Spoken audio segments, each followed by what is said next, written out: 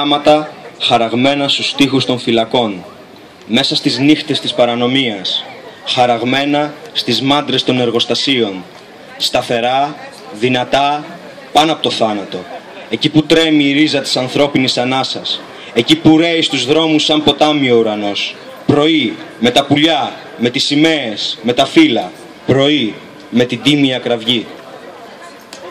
Πα έψιλον, 3 κόκκινα γράμματα. Πολύ πονέσαμε, σύντροφοι, πολύ ξαγρυπνήσαμε, πολύ μακριά κοιτάξαμε. Από κανέναν δεν το δανειστήκαμε το κόκκινο, δικό μας αίμα. 3 κόκκινα γράμματα, σεμνή υπογραφή του λαού μας στις λεωφόρους του μέλλοντος. Ο δρόμος φεύγει γρήγορα, η ιστορία δεν γυρίζει πίσω. Κάπα, κάπα, έψιλον.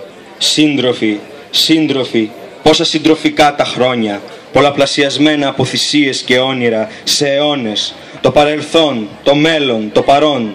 Εσύ και εσύ ο εργάτης και ο αγρότης, εσύ και ο σπουδαστής και ο εργάτης, σύντροφοι, σύντροφοι η Ελλάδα, ο κόσμος πλάι πλάι, ωραία συντροφική φωνή. Εδώ, εδώ, εδώ με τα πλακάτ, με την ελπίδα, με τα λάβαρα, οι αγωνιστές παρόντες, κοντά, κοντά, μέσα στον κόσμο, για όλο τον κόσμο.